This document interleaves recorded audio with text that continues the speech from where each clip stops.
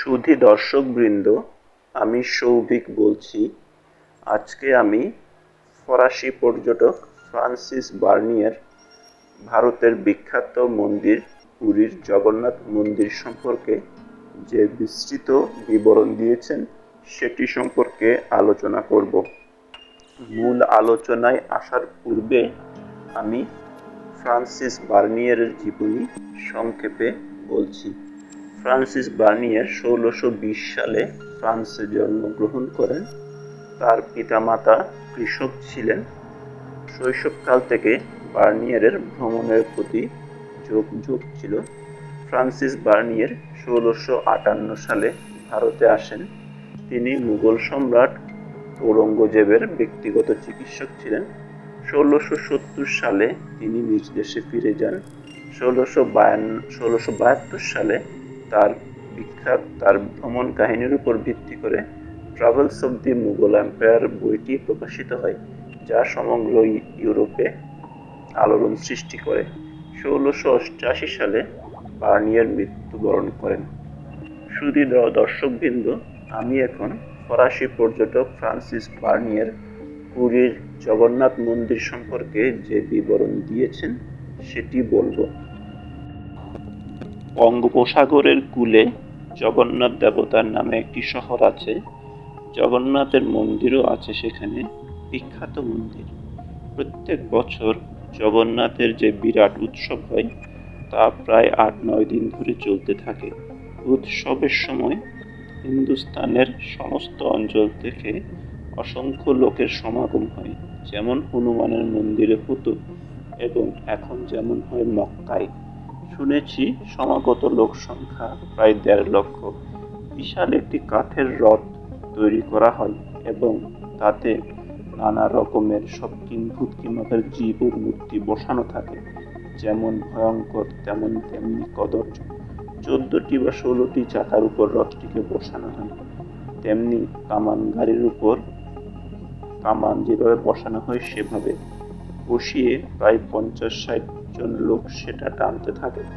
জগন্নাথের মূর্তিটি মধ্যখানে বসানো হয় রীতিমতো সাজিয়ে গুছিয়ে, এবং তাকে টানতে টানতে এক মন্দির থেকে অন্য মন্দিরে নিয়ে যাওয়া হয়।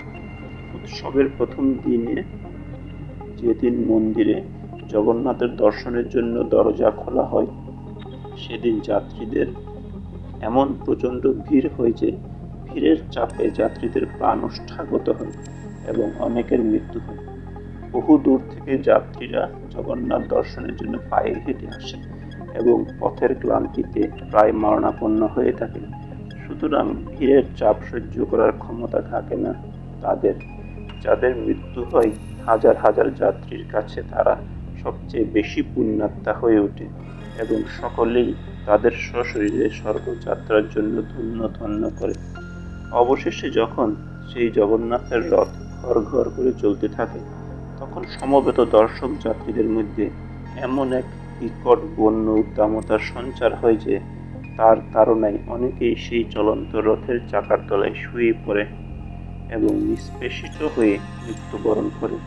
দর্শকদের মধ্যে একটা ত্রাসের সঞ্চার হয় বটে, কিন্তু সকলেই উচ্চকণ্ঠে বাহবাধ্বনি দিতে থাকে। এর চেয়ে মহত্তর আত্মত্যাগ ও বীরত্বের নিদর্শন আর কিছু নেই। এবং এর মতন আত্মত্যাগী বীরের দৃঢ় বিশ্বাস যে এভাবে মৃত্যুকে বরণ করতে পারলে তারা তৎক্ষণাৎ স্বর্গে চলে যাবে এবং সেখানে তারা দেবতা এইসব বীরদের পুত্র বধ স্নেহ করবেন ও পালন করবেন। সংসারের দুঃখ বা জ্বালা যন্ত্রণা বলে কিছু থাকবে না।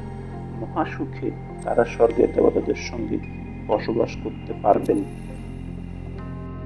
সাধারণ মানুষদের মধ্যে এ ধরনের ভ্রান্ত ধারণা সৃষ্টি করার জন্য প্রধানত হিন্দুস্তানের ব্রাহ্মণরাই দায়ী। নিজেদের পার্থিব স্বার্থের জন্যই ব্রাহ্মণরা এই জাতীয় ধর্মকর্ম ও কুসংস্কারের প্রেরণা দিয়ে থাকেন। রথের সময় দেখেছি একটি সুন্দরী মেয়েকে সাজিয়ে গুছিয়ে জগন্নাথের কনে বলে পরিচয় দেওয়া হয় এবং জগন্নাথের পাশে বসিয়ে মহাসমারোহে তাকে নিয়ে যাওয়া হয় অন্য মন্দিরে। সেখানে মেয়েটি জগন্নাথের সঙ্গে রাত্রি যাপন করে। সাধারণ লোকের বিশ্বাস, জগন্নাথ ঠাকুর মেয়েটিকে ভার্যার মতো মনে করবেন এবং সেইভাবে তার সঙ্গে ব্যবহারও করবেন। মেয়েটিকে নানাবিধ প্রশ্ন করা হয়, যেমন এবছর কেমন যাবে, মঙ্গল হবে কিনা ইত্যাদি। প্রশ্নের উত্তরে মুক্ত হস্তে দান ধ্যান করা হয়, মানত করা হয়।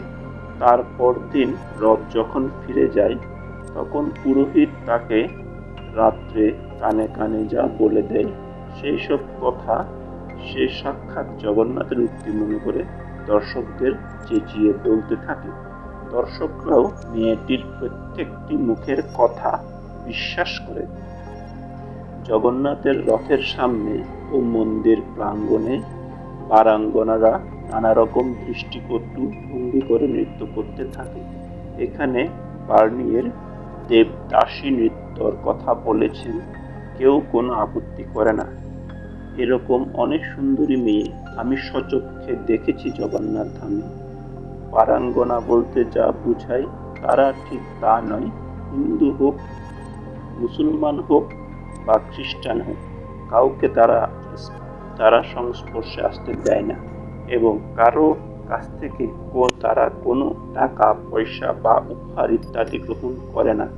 তারা মনে করে দেবতার উদ্দেশ্যে তাদের জীবন উৎসর্গ করা হয়েছে এবং ব্রাহ্মণ, পুরোহিত বা পুণ্যাত্মা সাধু ছাড়া তাদের ছায়া মারাবার অধিকার পর্যন্ত কারো নেই। ভালো কথা, সাধু সন্ন্যাসীদের কথা তো বলাই হলো না। মন্দিরের সীমানার মধ্যে চারিদিকে অনেক সাধু সন্ন্যাসীদের দেখা যায়। সকলেই প্রায় নগ্ন অবস্থায় বসে থাকে, মাথায় বড় বড় জটা, মুখে দাড়ি, গায়ে ভস্ম মাখা। সুধী দর্শক মণ্ডলী, ফরাসি পর্যটক ফ্রান্সিস বার্নিয়ের পুরীর জগন্নাথ মন্দির সম্পর্কে যে বিস্তৃত বিবরণ দিয়েছেন তা এখানে সমাপ্ত হলো। যদি আমার ভিডিওটি আপনাদের ভালো লাগে তাহলে লাইক করবেন এবং আমার চ্যানেলটি সাবস্ক্রাইব করবেন। আজকের ভিডিওটি এখানে সমাপ্ত হলো।